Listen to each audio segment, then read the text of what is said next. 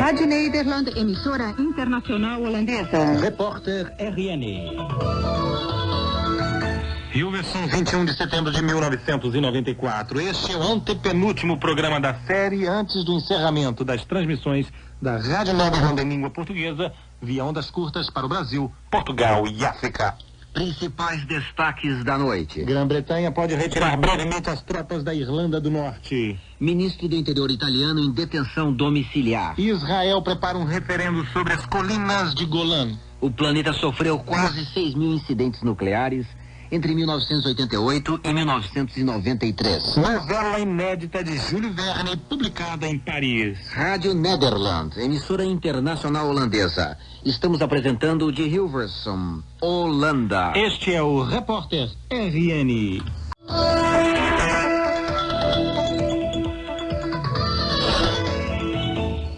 O primeiro-ministro irlandês, Albert Reynolds, acredita que a Grã-Bretanha em breve poderá já estar preparada para retirar suas tropas da Irlanda do Norte. Para ele, a presença das tropas britânicas na Irlanda do Norte perderá o seu objetivo, o que deverá acontecer a partir do momento em que as ameaças à segurança estiverem completamente descartadas. Segundo o primeiro-ministro irlandês, a Irlanda e a Grã-Bretanha deverão estar no ponto de organizar e colocar em andamento um processo de desmilitarização total, o que exigirá a participação e colaboração das organizações paramilitares. As declarações de Albert Reynolds foram feitas em Canberra, na Austrália, 3 semanas após o início do cessar-fogo aplicado pelo IRA em Ulster.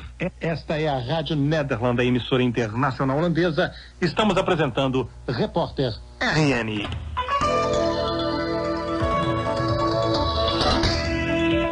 O ex-ministro do Interior da Itália, Antonio Gava, de 64 anos, foi detido na noite de ontem durante uma vasta operação policial contra a Camorra, a máfia napolitana. Ele se encontra em prisão domiciliar, segundo fontes judiciárias. Antonio Gava foi ministro do Interior entre 1988 e 1991, durante os governos dos democratas cristãos Ciriaco de Mita e Giulio Andreotti.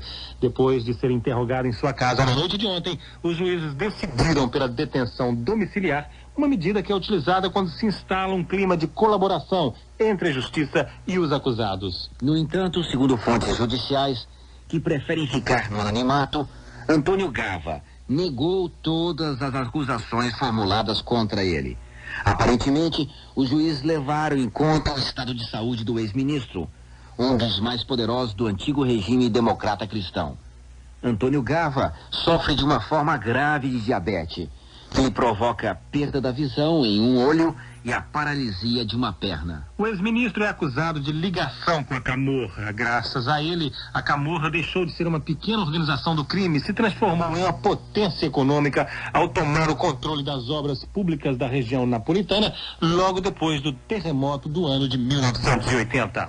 Além dele, entre as pessoas detidas ontem figuram também vários ex-parlamentares, entre os quais o ex-vice-presidente da Comissão da Justiça da Câmara dos Deputados, Raffaele Mastranono, e vários funcionários e políticos de Nápoles.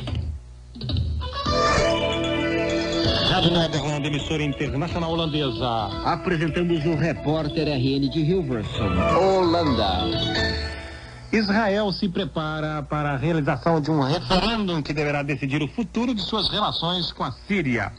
O plebiscito será uma oportunidade dos israelenses decidir o futuro das colinas de Golã, o mais importante dos muitos obstáculos que se interpõem no caminho das negociações da paz entre Israel e a Síria. Segundo o jornal israelense Davar, o secretário-geral do Partido Trabalhista, atualmente no poder, Nissim Svili, é quem está preparando este novo passe político. Já existe uma equipe encarregada por ele para preparar a lei sobre o plebiscito.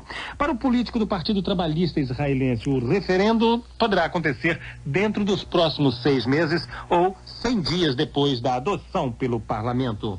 O texto do referendo apresentará o acordo como um todo, incluindo também o fim dos combates no sul do Líbano.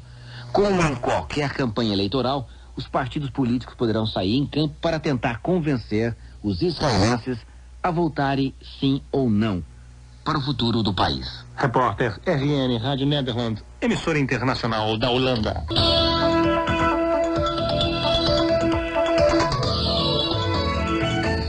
Quase 6.000 incidentes foram produzidos nas centrais nucleares em todo o mundo no espaço de 5 anos, segundo o estudo da organização ecológica Greenpeace, publicado por sua filial austríaca nesta quarta-feira em Viena. Esta cifra representa uma média de 2 incidentes por cada uma das 416 centrais nucleares que estavam funcionando naquele período, entre as 430 que existem no total. O estudo do Greenpeace não precisa, no entanto, o grau de gravidade dos incidentes registrados. Este é o primeiro estudo do gênero e foi apresentado durante a Conferência Geral da Agência Internacional de Energia Atômica, que acontece uma vez por ano na capital austríaca. O estudo foi baseado em informações fornecidas ao Greenpeace por diversos países e também pela Agência Internacional de Energia Atômica. O Greenpeace afirmou durante a apresentação do estudo que a segurança dos reatores ocidentais é tão fiável quanto os reatores nucleares da Europa do Leste e que a aplicação de tecnologia ocidental em reatores da Europa do Leste de fabricação soviética não leva sempre a uma melhoria no sistema de segurança. Entre os 6.000 casos registrados, o Greenpeace analisou mais particularmente 1.500 casos em função de 4 critérios que são: os efeitos sobre o meio ambiente, sobre a população e os empregados das centrais nucleares, os sinais de alarme anteriores ao incidente propriamente dito, o estrago das instalações no interior das centrais nucleares e 4, o controle de segurança pelas autoridades nacionais responsáveis pela segurança. Para encerrar este repórter RN da Rádio Nederland, emissora internacional holandesa, uma notícia literária. Está sendo lançada em Paris uma novela inédita de Júlio Verne, o escritor francês mais traduzido no mundo, com o título de Paris no século XX. Esta era a única das obras de Júlio Verne que não havia sido publicada quando ele morreu em 1905 e acreditava-se que a novela tinha se perdido.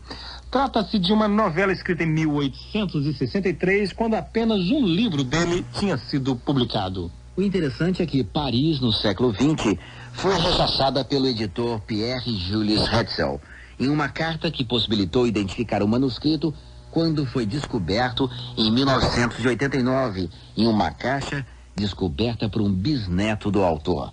Na carta escrita ao escritor, o editor afirmava: meu querido Verne, ainda que você fosse um profeta, ninguém acreditaria hoje em sua profecia. Mas a descrição que Júlio Verne fez em 1863 do que seria Paris do futuro não está longe do que a Cidade Luz é hoje. Trens metropolitanos suspensos e automatizados, automóveis individuais e silenciosos, iluminação elétrica, enfim, os detalhes não parecem longe da realidade de hoje. O fim da novela de Júlio Verne, Paris, no século XX, termina muito pouco otimista, com a fome e a miséria perseguindo os poetas.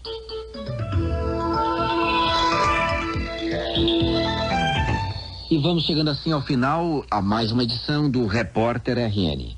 Lembramos ainda que durante a nossa última transmissão, no sábado próximo, dia 24 de setembro, estaremos reunidos em volta da mesa redonda da emissora internacional holandesa, num bate-papo de despedida com vocês.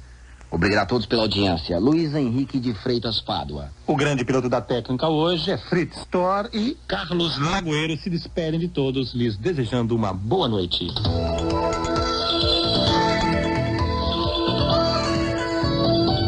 Final da primeira transmissão em português da noite de hoje pela Rádio Nederland, a emissora internacional holandesa. Voltaremos ao ar dentro de 1 hora, às 21h30, hora de Brasília, nas frequências de 9.895 kHz, faixa de 31 metros, e 11.680 kHz, faixa de 25 metros. Pela sua muito amável atenção, somos muito gratos, muito boa noite e até logo mais.